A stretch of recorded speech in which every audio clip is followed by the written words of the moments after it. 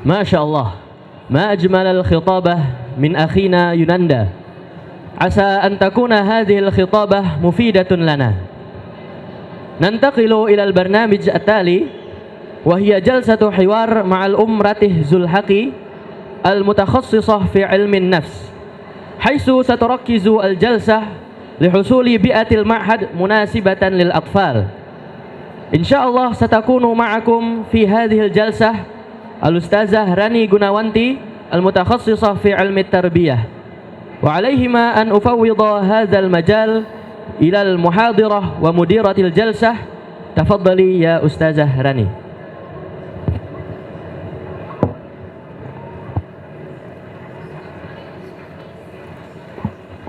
Oke, selamat pagi MC andalan Kafila. Biasa bertemu di pesantren, kita bertemu di panggung EBF ya. Tepuk tangan dulu dong untuk MC dan penampil dari Kafila International Islamic School. Masya Allah, tabarakallah ya. Saya take over sesinya kali ini ya, teman-teman semuanya. Aduh, kurang semangat nih. Santri baru terlambat jamaah. Ustadz Aqso lewat, pura-pura nggak lihat. Saya doain supaya berjodoh dengan muslimah solihah. Semua yang jawab salamnya paling semangat. Assalamualaikum warahmatullahi wabarakatuh. Kabul ya, dapat muslimah semua ya, muslimah solihah semua. Masya Allah, subhanallah wa ta'ala. Oke, luar biasa pagi ini, lumayan rame kita. Mudah-mudahan pengunjung yang ada di sayap kanan dan di sayap kiri bisa bersama-sama Kafila International Islamic School yang cukup concern dan juga perhatian dalam kesejahteraan mental santri-santrinya. Saya yakin teman-teman semuanya yang ada di sini adalah tonggak-tonggak masa depan dalam mewujudkan pesantren yang ramah anak. Gitu ya. Nah, kalian semua tepat sekali ya datang pagi ini bersama-sama kita akan mendengarkan bagaimana sebenarnya pesantren ramah anak itu. Sekarang ini ada muncul paradigma pendidikan baru, bahwasannya pendidikan itu tidak cukup dengan patuh dan disiplin. Pesantren dikenal sebagai lembaga yang menekankan pada disiplin keras, pada kepatuhan dan fenomena senioritas. Nah, di tengah tantangan yang cukup mengganggu ini, kita perlu menyeimbangkan dan mencapai satu solusi bagaimana mewujudkan pesantren ramah anak. Untuk itu kita sambut narasumber kita yang luar biasa, Ibu Ratih Zulhaqi MPSI ke atas panggung. Tepuk tangan semuanya.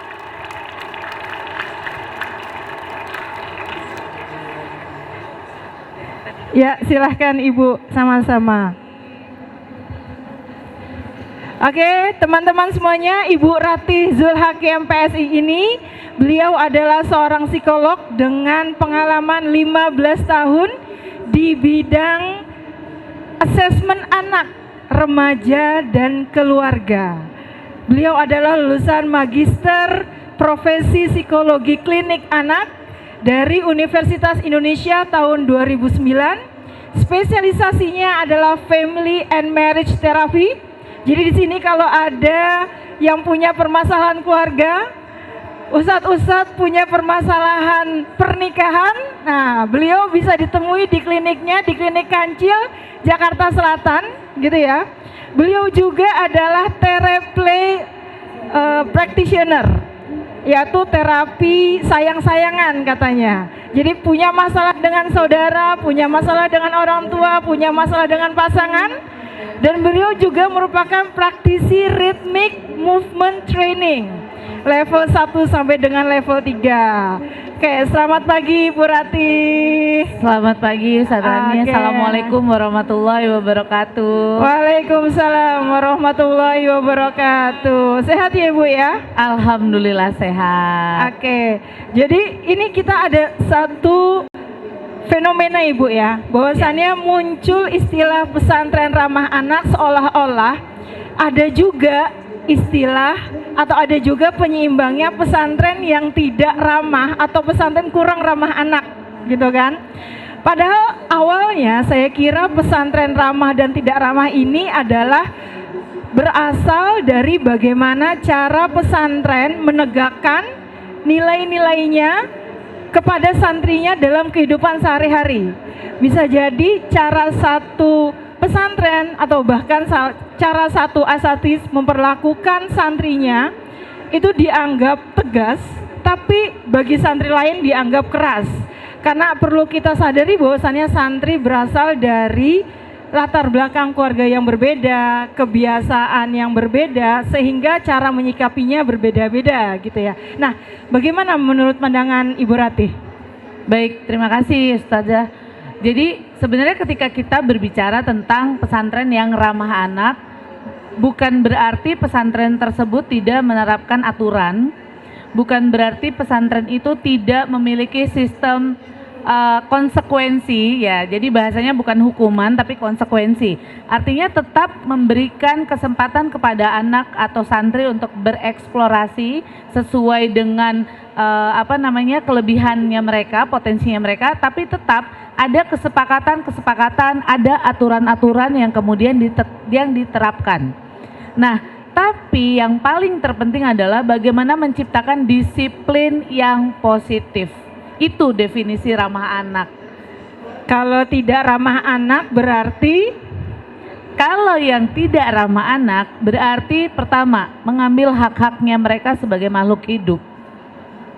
Misalnya mereka nggak boleh tidur seharian, harus belajar terus, harus menghafal terus nggak boleh makan. Itu kan hak-hak dasar. Tidak ramah anak. Kemudian tidak memberikan kesempatan untuk tetap berolahraga. Itu juga hak tubuhnya mereka gitu. Itu yang tidak ramah anak. Atau kemudian ada kekerasan, senioritas, dan mungkin ada beberapa yang terjadi, misalnya contohnya ada pelecehan-pelecehan yang terjadi misalnya dari verbal atau pelecehan secara fisik seperti itu. Oke, katakanlah misalnya nih Bu, seringkali ya yang pelanggaran paling banyak yang terjadi di pesantren lah ya, misal terlambat datang sholat jamaah, nah misalnya gitu ya, atau misalnya tidak berseragam, atau main bola di dalam kelas. Karena bisa jadi anak nih yang dia punya motoriknya kuat, nggak cukup main bola 15 menit pada saat jam istirahat. Dia butuh 15 menit pagi, 15 menit siang, 15 menit sore. Nah, kalau seperti itu gimana menyikapinya Ibu? Ya, itu berarti terkait dengan pelanggaran-pelanggaran aturan. Misalnya waktunya belajar, mereka tidak belajar. Atau waktunya sholat, mereka datang terlambat. Seperti itu. Berarti kan ada, saya selalu percaya bahwa di balik semua perilaku itu ada alasannya. Nah, di pesantren yang ramah anak itu harus dipanggil secara personal, kemudian didiskusikan seperti apa yang perlu dia lakukan untuk merubah sesuatu yang tidak sesuai dengan aturan tadi. Artinya ketika dia sudah masuk ke dalam pesantren, nih kalau kita mau tarik awal ya, anak-anak yang masuk ke dalam pesantren itu adalah anak-anak yang sudah harus siap.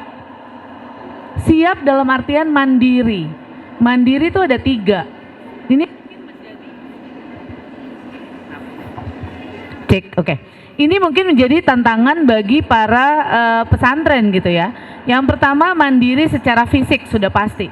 Mereka bisa kemudian melakukan sendiri apa yang sudah bisa mereka lakukan. Mulai dari mencuci baju, terus mengurus kamarnya dan lain-lain. Itu mandiri secara fisik. Mandiri secara emosi adalah ketika mereka bisa mengekspresikan emosi mereka sesuai dengan apa yang mereka rasakan. Jadi bukan di depan ustadznya iya, di belakang enggak. Jadi pasif agresif, artinya mereka tidak secara berani mengatakan sesuatu yang mungkin mereka enggak mau. Sehingga harusnya munculnya diskusi.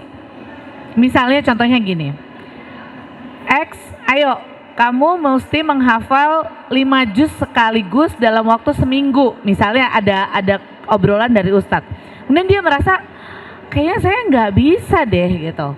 Artinya 5 juz seminggu tuh 1 juz 1 hari gitu kan. Terus dia nggak berani bilang bahwa iya Ustadz, udah oke nih, udah sepakat. Tiba-tiba tidak terjadi. Nah seharusnya yang dilakukan adalah diskusi. Ustadz, 5 jusnya saya setuju, tapi bagaimana kalau misalnya harinya ditambah? Nah itu, kemampuan anak untuk bisa asertif, mengemukakan apa yang sebenarnya mereka rasakan dan mereka pikirkan, kemudian membuka diskusi, itu menjadi kemandirian emosi tadi. Nah yang ketiga itu kemandirian sosial, di mana mereka bisa menempatkan diri di lingkungan. Ketika bertemu dengan teman-teman baru, ketika masuk ke lingkungan baru dengan peran baru, karena beda ya, nyamannya di rumah dengan nyamannya di pesantren itu pasti berbeda.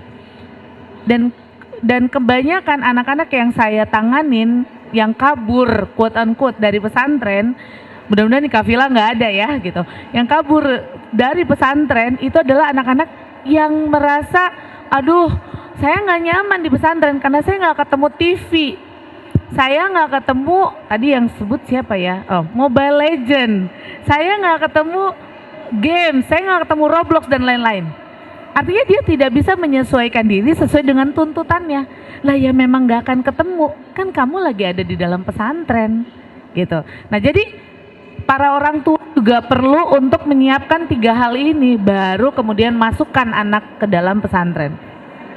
Tadi mandiri apa aja Bu? Yang pertama? Mandiri fisik, mandiri emosi, dan mandiri sosial. Oke. Jadi pesantren tuh bukan bengkel, tempat reparasi, bukan. Pesantren itu adalah tempat kemudian anak membangun dirinya menjadi lebih baik. Dan dia harus siap. Seperti itu. Oke, ini hadirin kita ini adalah anak-anak kelas 7. Oke, SMP tepuk tangan buat kalian semuanya. Masya Allah.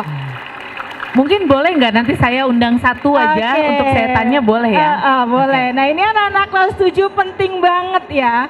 Saya sampaikan, mengulang tadi yang Ibu Rati bahwasannya siap secara fisik, siap secara emosi, dan siap secara sosial. Sekarang misalnya ini udah di tengah-tengah di akhir tahun pelajaran kelas 7. Kalau yang langsung mengungkapkan emosinya, mereka bisa kabur atau dalam bentuk pelanggaran yang tidak terselesaikan gitu. Tapi bisa jadi ada yang masih di bawah es, di bawah lautan gitu ya, yang tidak tampak tapi bakal muncul nanti di tahun-tahun di kelas 8-nya kah, di kelas 9-nya kah. Nah ini gimana Ibu? Yeah. Sudah jalan setahun, tapi kita ingin membangun kemandirian, dalam artian kita tidak bisa 100% mengandalkan orang tua, karena Betul. orang tua sudah menitipkan anak-anaknya ke pesantren. Nah apa nih yang perlu dilakukan Ibu? Iya, jadi mungkin buat adik-adik santri yang saat ini sudah masuk ke dalam lembaga, artinya sudah masuk ke dalam pesantren, mantapkan di dalam hati bahwa ini adalah sesuatu yang memang harus dijalankan. Artinya remaja itu adalah fase tersulit dalam hidup. Sepakat? Sepakat ya.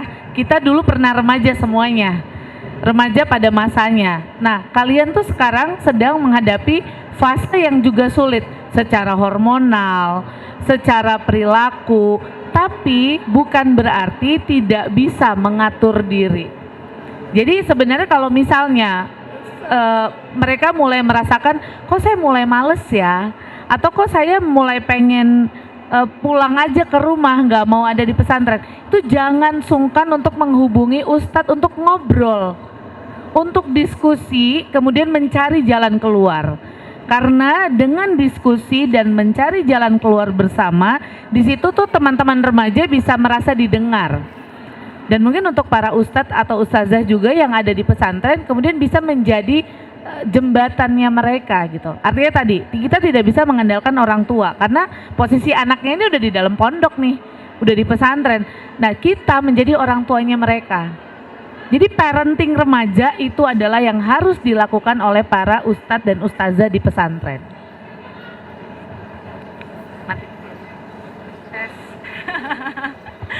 Ustadz, oke, jadi bahwasannya karena anak-anak sudah di kelas 1, sudah di akhir tahun pelajaran dan nanti akan menyusul di tahun depan gitu ya.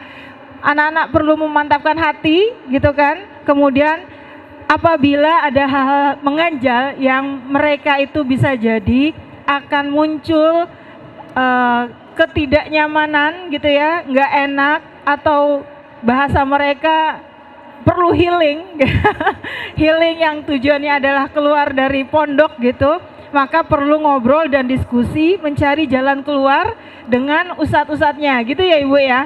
Betul, betul. Namun demikian Ibu, kadang seringkali ditemukan bahwasannya budaya senioritas di pondok itu, jadi awalnya itu karena anak-anak di pondok pesantren ini jumlahnya banyak dan jumlah tenaga pengajarnya ini ada keterbatasan, maka tenaga pengajar dalam hal ini pondok meminta bantuan kepada kakak-kakak yang lebih tuanya, yang kelas 5, yang kelas 11 dan kelas 12 untuk bantu mengayomi adik-adiknya. Tolong ya adik-adiknya ikut diperhatikan, tolong ya adik-adiknya untuk dikondisikan, diarahkan, dibina, awalnya seperti itu.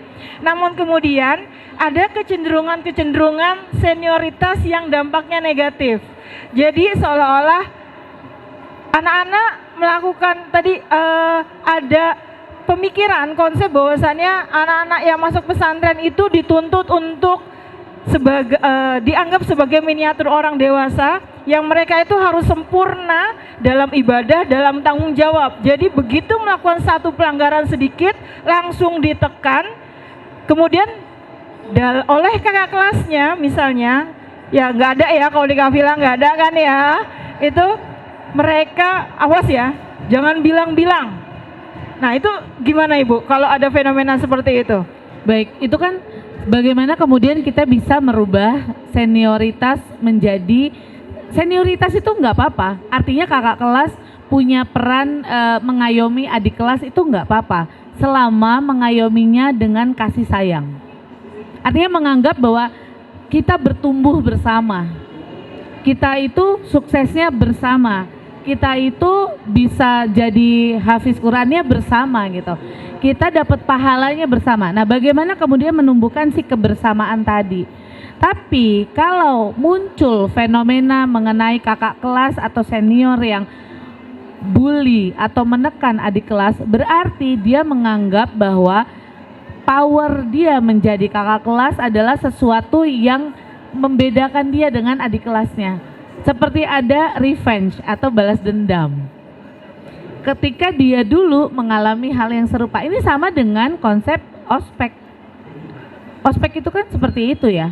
Artinya, terima kasih ya. Ospek itu seperti itu. Artinya ketika kita zamannya di ospek, kita kesel banget nih sama senior. Ketika kita udah jadi senior, kita akan ospek nih adik kelas kita dengan menumpahkan kekesalan yang kita punya. Nah, itu yang kemudian harus dirubah. Jadi metodenya, kalau kita menganut beberapa teori ya, ada metodenya namanya house team. House team ini bisa menggunakan, ada beberapa sekolah yang menggunakan sistem warna. Jadi misalnya ada 4 warna, merah, kuning, hijau, biru misalnya. Ada dari kelas 7 sampai kelas 12 yang siswanya house teamnya merah. Nanti ada siswanya house teamnya biru, kuning, hijau. Nah ini saling merangkul. Artinya kalau satu aja berlaku jelek, satu house team itu akan jelek. Sehingga mereka saling mengingatkan. Ayo kamu punya kesulitan di mana?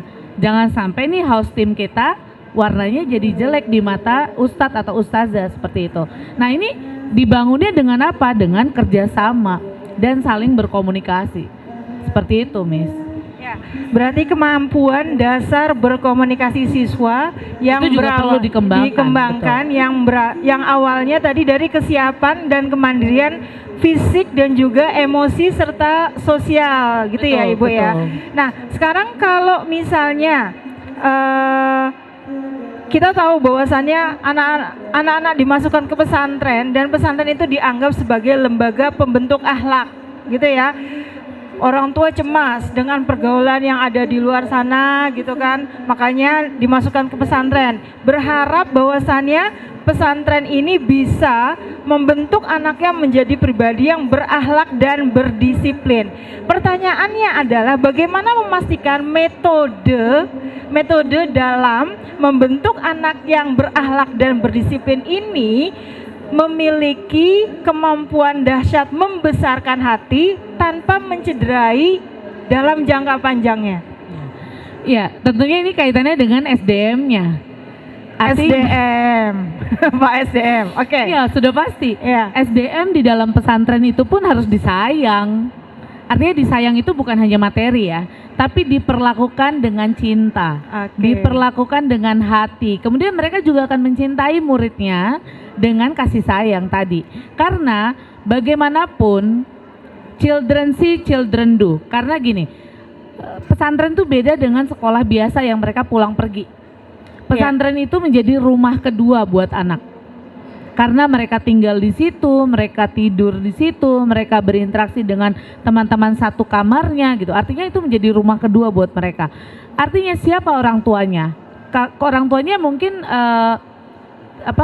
ketua kamarnya misalnya, ada kan perwakilan ketua kamar, terus kemudian guru-gurunya, ustazah dan ustadznya itu adalah orang tuanya.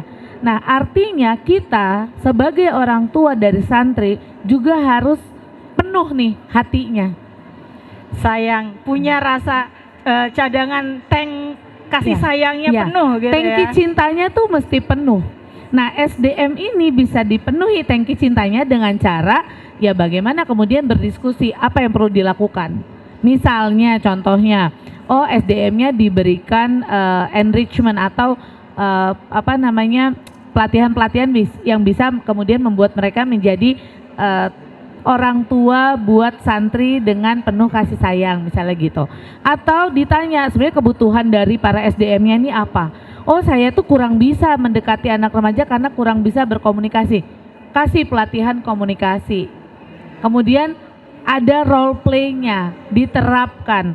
Nah, itu yang kemudian perlu dibangun dulu. Jadi dari SDM yang kuat itu akan menghasilkan santri-santri yang juga tangguh sebenarnya. Masya Allah, tabarakallah. Berarti PR-nya bukan hanya bagaimana guru memperlakukan siswa, tapi atasannya guru gini ya, dari manajemennya atau dari pihak atas memperlakukan gurunya. Betul. Dan itu nanti akan berdampak pada bagaimana guru memperlakukan siswanya.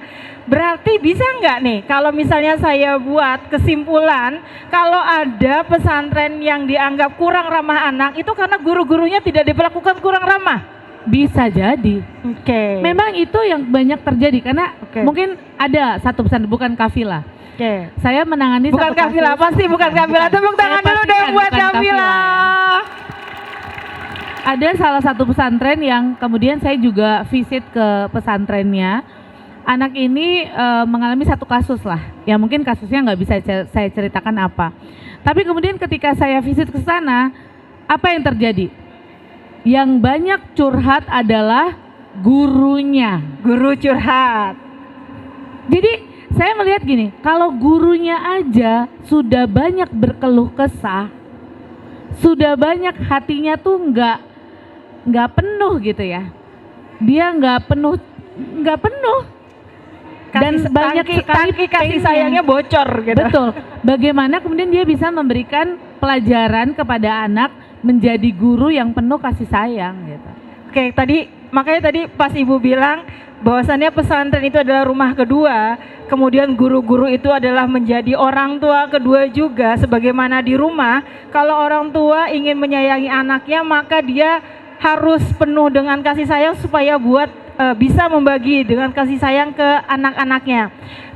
Maka ketika guru itu banyak berkeluh kesah, menjadi keprihatinan bagaimana guru-guru itu bisa mengasihi anak-anaknya gitu kan. Nah, sekarang kira-kira ada nggak satu metode yang bisa diterapkan secara sistemik?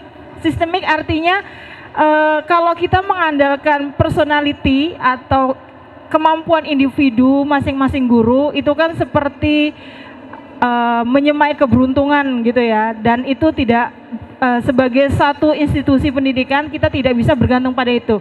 Nah, kira-kira ada nggak satu metode sistemik yang bisa dilakukan, yang bisa diambil secara praktis supaya guru-guru ini bisa penuh tangki cintanya sehingga ketika berinteraksi dengan murid-murid, berinteraksi dengan stakeholder lainnya, itu yang diberikan adalah kasih sayang. Ya, jadi ini hampir mirip dengan sistem di korporasi, karena misalnya banyak juga para karyawan yang merasa tidak puas gitu kan, kemudian performa kerjanya jadi buruk. Kita bisa melakukan sistem coaching. Coaching itu bisa dilakukan secara personal atau coaching kelompok. Gitu, artinya coaching kelompok, kemudian dikumpulkan mungkin support group seperti itu, mungkin ditulis misalnya, ini metode yang pernah saya terapkan di satu korporasi. Mereka melakukan yang namanya wellness program. Jadi wellness program ini diberlakukan untuk semua karyawan. Bagaimana dalam 30 hari gitu bisa mengembangkan kesehatan, meningkatkan kesehatan mentalnya para karyawan. Mulai dari olahraga, terus kemudian ada tempat untuk bercerita, tempat untuk didengar, kemudian ada coaching secara personal dan coaching kelompok, sehingga mengetahui oh ternyata dia punya masalah, dan kemudian merujuk ke orang yang memang bisa membantu. Karena masalah personal, kalau tadi Ustazah bilang kita nggak bisa mengandalkan secara personality gitu ya, tapi masalah personal itu bisa menjadi akar performanya turun. Ketika dia punya masalah misalnya dengan pasangan di rumah dan nggak selesai, terus enggak saya profesional kok, nggak mungkin. Seprofesionalnya orang, ketika dia punya prahara di rumah dan itu tidak selesai atau tidak tertangani, itu pasti akan berimpact ke orang-orang yang dia hadapi, secara langsung maupun secara tidak langsung. Makanya sistem coaching ini sebenarnya membantu untuk mengetahui kalau ada karyawan kita yang mungkin membutuhkan bantuan. Bantuan itu dalam artian misalnya, oh dia butuh teman untuk bertukar pikiran. Jadi kalau Kafila punya konselor lah khusus untuk guru-guru gitu, nggak perlu psikolog, konselor atau coach untuk kemudian mendengar dan netral, memberikan saran dan berdiskusi. Mungkin itu ada salah satu contoh yang konkret. Hal yang kedua adalah tentunya membangun awareness. Bagaimana awareness ini kemudian dibangun sehari-hari oleh manajemen. Jadi sebelum menghadapi anak-anak, kumpulkan semangat dulu, vibe-nya dibikin positif dulu. Mungkin ada doa pagi bersama dulu, sholat duha bersama gitu. Kemudian dari situ mereka mendapatkan energi yang positif.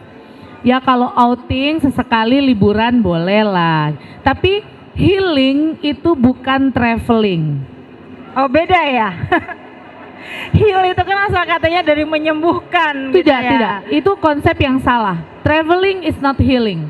Traveling is traveling. Itu traveling adalah ya jalan-jalan, ya kita senang pada saat traveling, tapi tidak terjadi mekanisme penyembuhan dari apa yang kita rasakan. Pulang traveling pusing, balik lagi masalahnya belum selesai. Jadi lega yang dirasakan saat traveling tanpa kita melakukan misalnya terapi atau intervention itu beda, leganya sesaat. Ketika travelingnya selesai dan harus kerja lagi, energinya turun lagi. Nah, tepatnya healing itu seperti apa Ibu? Healing itu adalah kalau memang sudah membutuhkan intervensi atau terapi, itu namanya healing. Dan sebenarnya Allah itu memberikan kita kemampuan untuk menyembuhkan diri kita. Oke, kemampuan menyembuhkan diri kita. Gimana dengan Bu, cara pertama kita tuh perlu paham apa yang sedang kita alami atau apa yang sedang terjadi yang bergejolak di pikiran kita. Permasalahan yang paling besar di manusia itu adalah dari pikiran. Bagaimana kemudian kita bisa mengelola dan mengorganisasi pikiran yang kita punya sehingga sesuai dengan porsinya. Dan otak kita memang tidak dirancang Allah untuk problem solving. Kita cuma bisa apa sih? Kita cuma bisa mengusahakan sebaik-baik yang kita bisa. Tetap berusaha kan? Ikhtiar, tetap berusaha, jangan berhenti. Tapi masalahnya nanti kemudian selesai atau enggak tergantung dari yang kita lakukan. Praktikalnya misal, anak-anak itu kalau di pesantren Ya, punya jadwal agenda yang ajak. ya. Bangun pagi jam Timetable-nya setengah jelas gitu empat, ya. gas.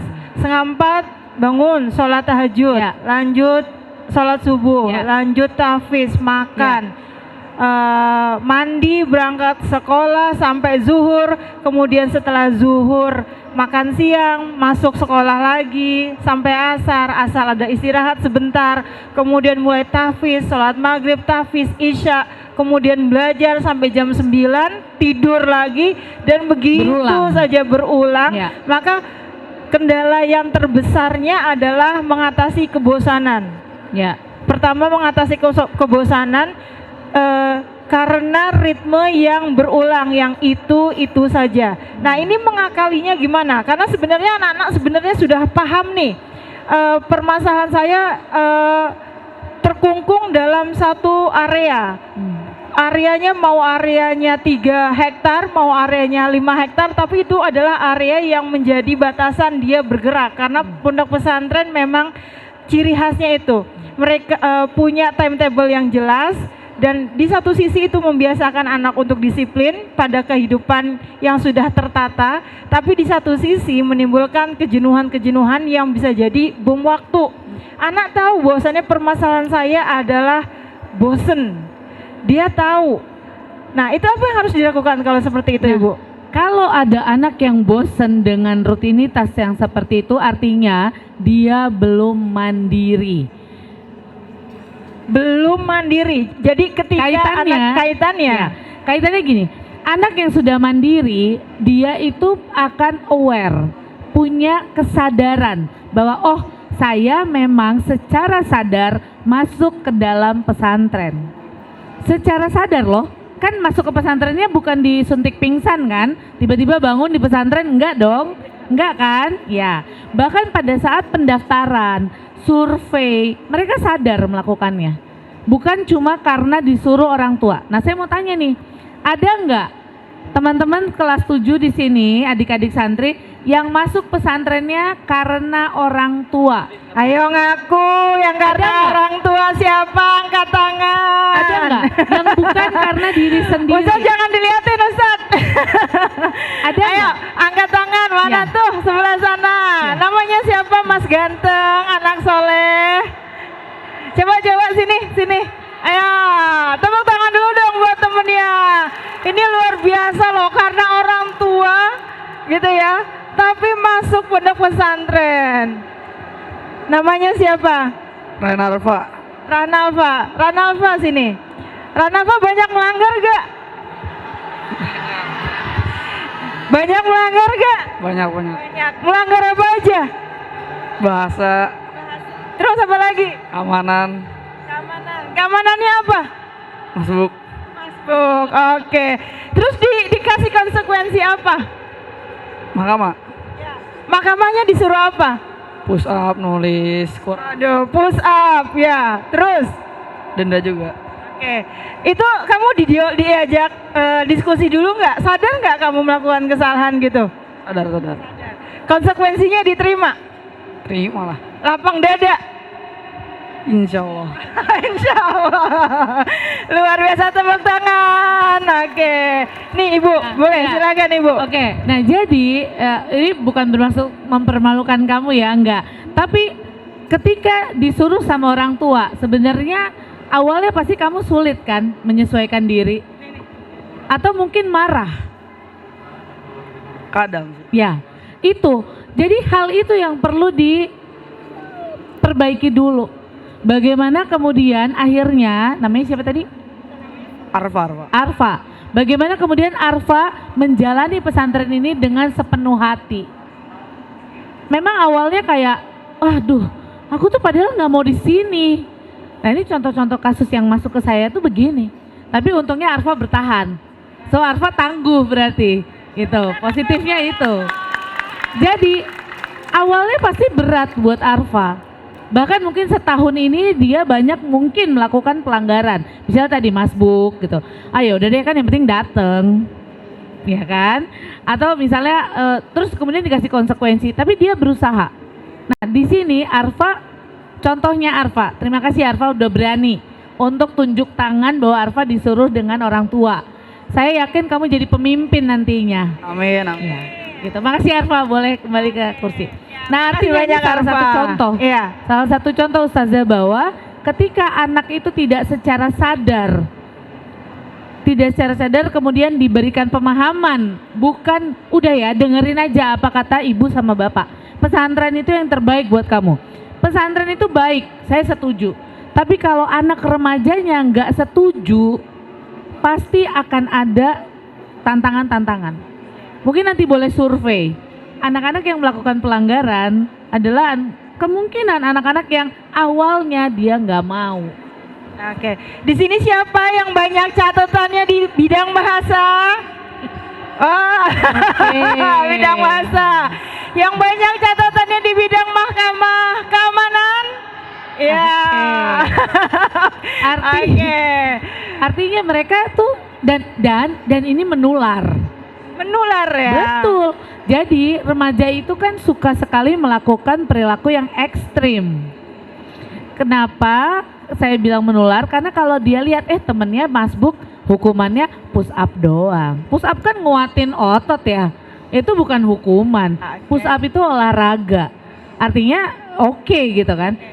Besok nggak apa-apa, masbuk aja kan cuma push up. Itu bisa menular. Temennya bisa melihat. Nah, bagaimana kemudian orang-orang yang suka terlambat tadi dijadikan leader buat teman-temannya, diberikan peran. Mereka diberikan peran. Oke, saya percaya kamu bisa membawa teman-teman kamu tepat waktu.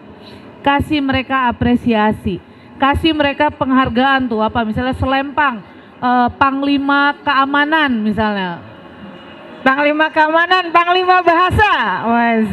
Jangan lupa Ustazah, laki-laki suka diberikan kekuasaan. Karena domainnya laki-laki adalah berkuasa. Power. Ketika mereka diberikan power, dan powernya dalam bentuk positif ya, dan diberikan peran yang kemudian dikasih apresiasi, mereka akan melakukannya. Mereka merasa mereka dibutuhkan. Gitu. Nah, kembali ke topik bahasan kita tadi.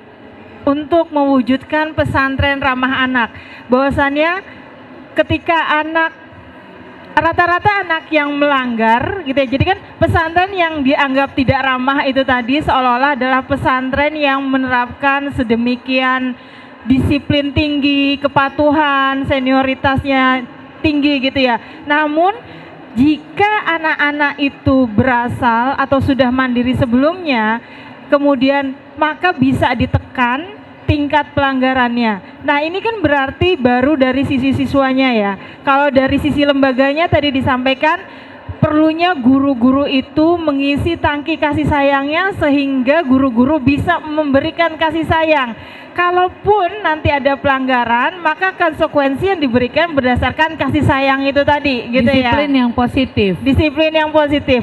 Nah sekarang kalau misalnya dalam tanda kutip anak-anak yang bukan melanggar, anak-anak yang misalnya secara belajar dulu waktu di rumah itu belajarnya sama bunda, tadi balik ke kemandirian itu tadi ya, belajarnya sama bunda atau sama ayah, kemudian begitu masuk pesantren dia harus mandiri, dia berusaha untuk mandiri tapi kemudian tidak nyampe-nyampe.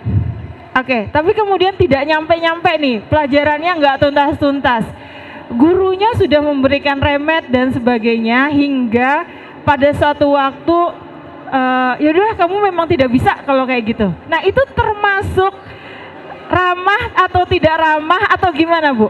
Nah justru saya ingin sekolah atau pesantrennya kemudian melihat jangan-jangan anak ini memang punya gangguan tertentu. Misalnya gangguan konsentrasi, gangguan pemusatan konsentrasi kan. Yang ciri yang paling banyak terlihat adalah dia suka procrastinate atau menunda-nunda melakukan sesuatu, itu ciri awal. Yang kedua, pekerjaannya tidak selesai tepat waktu. Jadi ketika anak menunda-nunda tugas, Ya.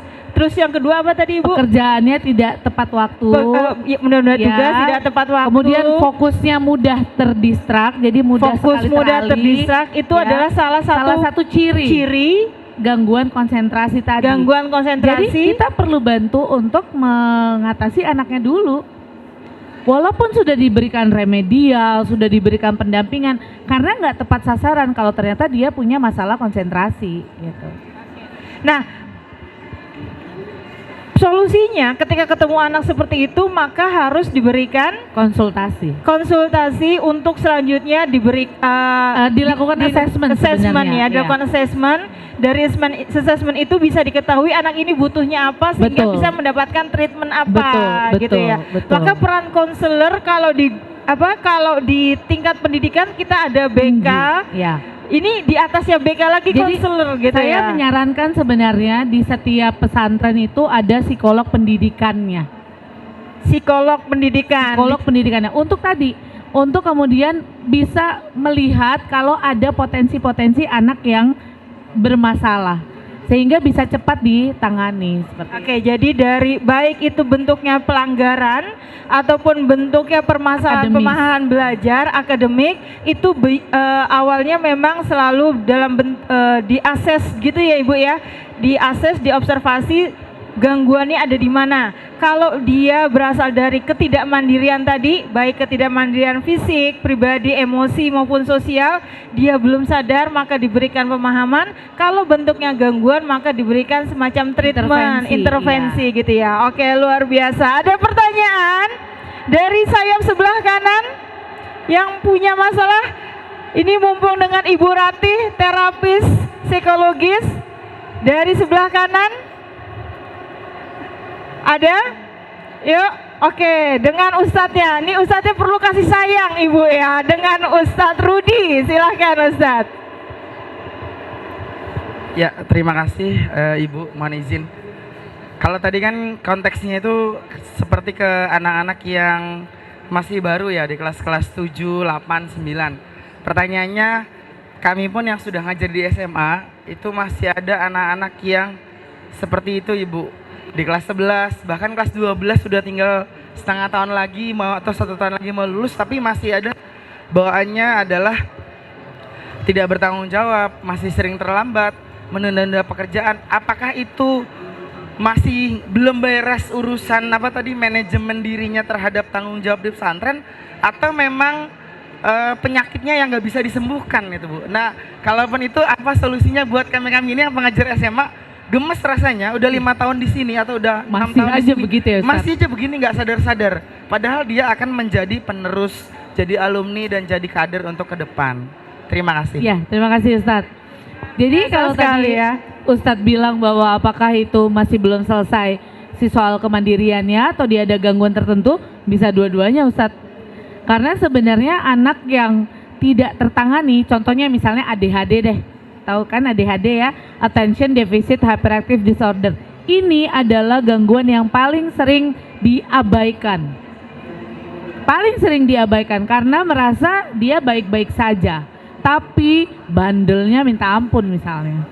Suka tidur di kelas misalnya, atau nggak fokus, datang terlambat, you name it, semuanya ada di anak ADHD. Nah berarti anaknya dulu nih yang perlu diintervensi. Gitu. Anaknya dulu yang kemudian perlu di assessment. Apakah benar seperti itu? Artinya ketika dia mengalami situasi-situasi seperti tadi, even udah di kelas 12. Jangankan kelas 12, mahasiswa aja ada Pak Ustadz, udah masuk ke universitas terkenal yang ada di Depok itu, DO, gara-gara nggak tertangani ADHD-nya. Artinya memang perlu dilakukan screening kalau memang sudah sangat mengganggu. Nah makanya peran dari psikolog di dalam pesantren tadi menjadi penting. Karena psikolog ini harus keliling sit in aja di kelas untuk tahu anak-anak mana yang kira-kira membutuhkan assessment lebih lanjut. Oke, screening itu apa Ibu? Screening itu adalah ya tadi ya, kita melihat, mengobservasi ketika di kelas anak-anak yang kemudian menjadi punya catatan dan itu dipanggil satu persatu. Makanya punya in-house psychologist itu penting.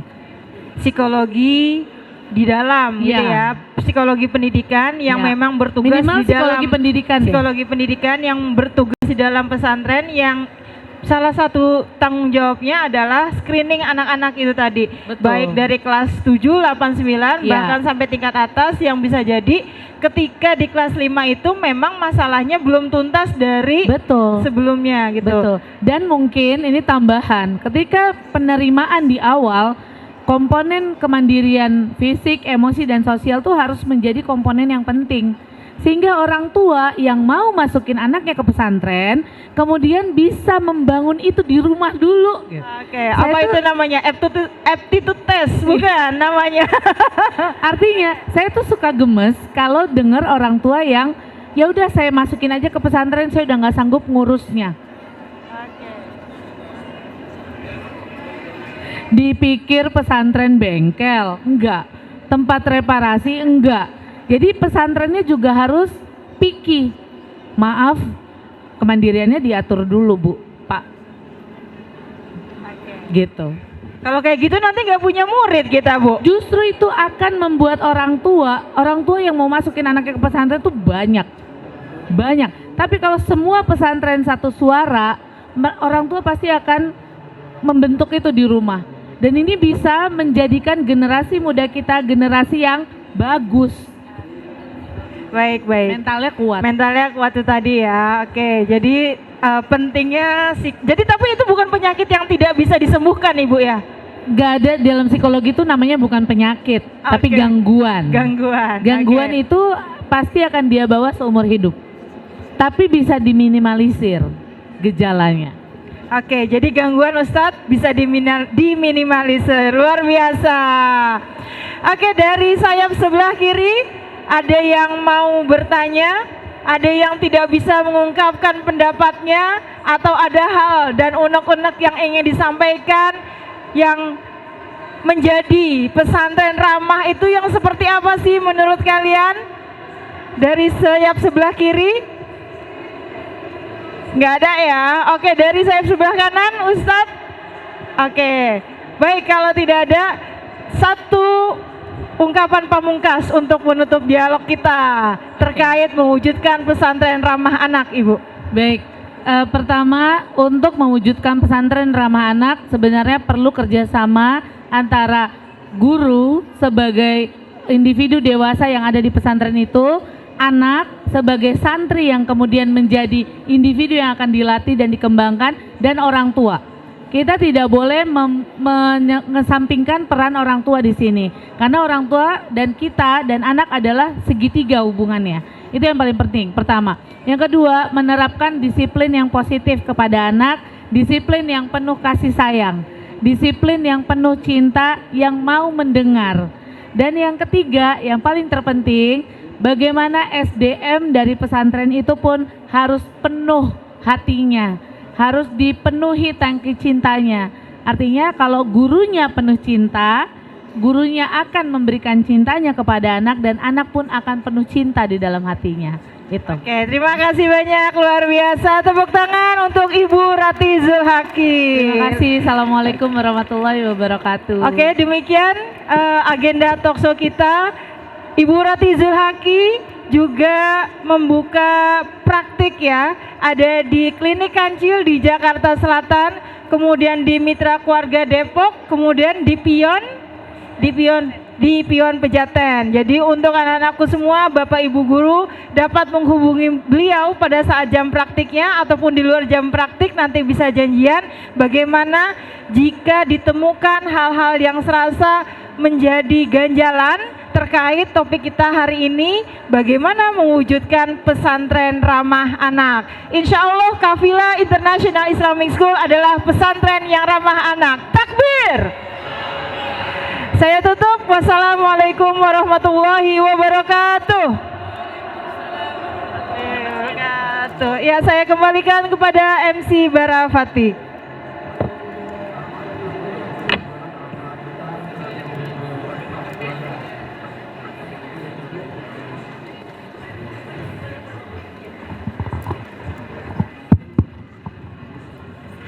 We would like to thank and give our gratitude to Madam Ratih Zulhaki, Master of Psychology, and Ms. Rani Gunawanti, Master of Education, for the insightful talk show given, which is about achieving a child-friendly boarding school.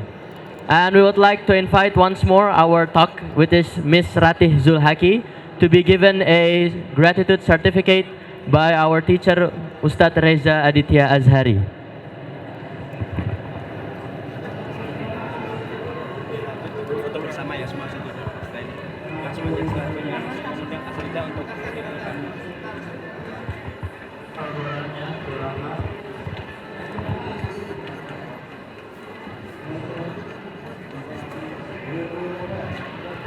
And would like to invite all of the Asatizah or CVT of Kafila International Islamic School to also join us in the stage to take a photo.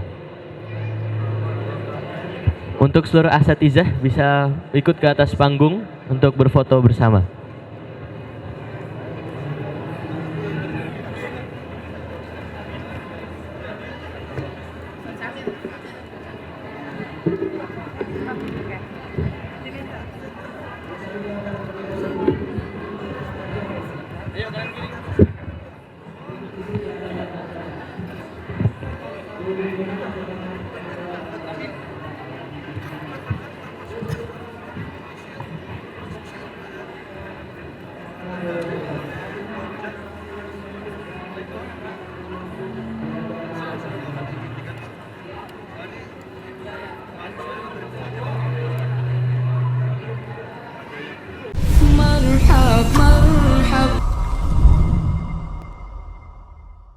Kafila TV.